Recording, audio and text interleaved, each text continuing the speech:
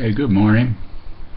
Hey, it's about 4:09 a.m. here in Glendale, California, on the north edge of Los Angeles. Hey, this is a review slash commercial for a movie I saw called Vanishing Pearls. I'm going to recommend this movie for pretty much anyone. It's a documentary. It's about American oyster fishermen living down near the Gulf of Mexico, but I guess that would put them maybe in Louisiana, by New Orleans perhaps, or maybe Texas. My geography is not outstanding, but the oyster fishermen were affected by the British petroleum oil spill a few years ago, the BP oil spill,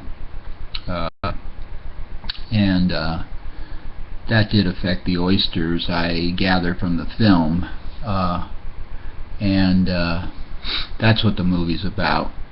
And I saw it at a theater in Los Angeles called Downtown Independent, which it's the second film I've seen there. I've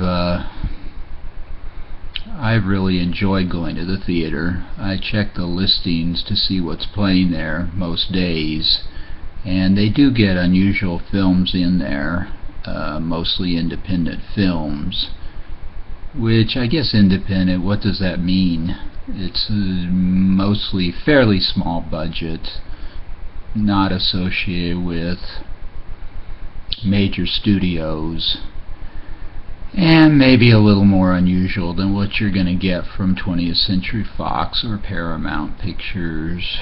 I don't know if 20th Century Fox or Paramount do documentaries. They probably do a few, but they're going to be ones that'll really get a lot. They're going to be very mainstream. Here you might get documentaries that are a little more quirky or niche. But both times I've gone to that theater, I've enjoyed it. It's small, but it does have it has one theater that's fairly large inside, and then it has what they call a micro kino. I think kino is like Czechoslovakian for theater or cinema, which is a small room with about 12 seats, and they show movies in there. I guess they think that won't get as big an audience,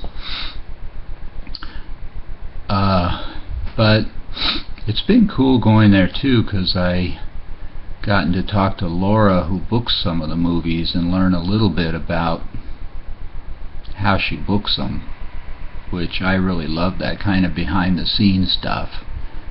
And then I got to talk to her this time, and she was telling me some of the features of parking around there, which I found kind of interesting too. Anyway, the movie I thought was quite good, well shot. I kind of largely went not so much for the controversial issue in the movie, somewhat to just see what the life of an oyster fisherman is like, and it definitely gave you some of that, but there is an awful lot on the issue. But that was okay too, because the issue is part of the life of an oyster fisherman. I mean, I learned that oil drilling actually is kind of common in that Gulf. Like right now there might be 1,000 different drilling sites in the Gulf, which I had no idea. I also learned that most of those oyster fishermen are black, which I also had no idea. For a lot of them it's been a real step forward to be oyster fishermen, because they could own their own business and be independent, and that made them feel good about themselves, which I get. And that's a pretty nice life, going out on the water. Of course, they kind of get to eat, whenever they want, which I don't know if that's really true of all farmers. If you're a pig farmer, you don't just slaughter a pig right there. but an oyster man can open up one oyster, and or 2 or 3 oysters, and that could be his lunch. But then of course they show you the spill. It did have a bad effect on the fishermen. They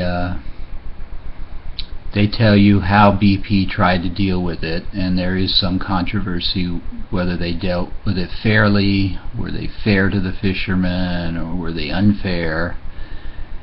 And there's some controversy as to what will happen now with the oysters. In the movie we see that it really damaged the oyster fisherman's life, that they largely it stopped oyster fishing, but it's unclear whether it will rebound and come back and when, how long it might take. So the movie raised quite a few questions that weren't definitively answered, which I myself tend to like clear black and white answers, but but it was okay that it didn't give those. And in fact, that might be a reason for you to go see it, because you can see some different facets of the situation and see what you think. Of course, I don't know if we who don't actually live there and don't really seriously research the issue could ever really reach a conclusion. That's kind of an interesting little quandary. I mean, if you watch this movie, you're sort of getting the surface of it, like 2 hours worth, which is a small chunk if you think of your whole life. And what is it going to do for you to just get surface where you can't really tell if the conclusions in the movie are really the right ones, or what is the truth of what happened and the aftermath. So I don't even know what to say about that. And yet I still enjoy the movie, even though I didn't reach definitive answers. Well, it did give me a slice of life, which is kind of why I went. And at least it gave me a sense of what the issues are, even if I didn't get the answers. And that could apply, I mean, issues could come up in where I live that involve the environment. And I might be a little smarter about local issues because I watched this movie about issues in Louisiana. Anyway, it was a nice looking movie, it was interesting, and I would recommend it.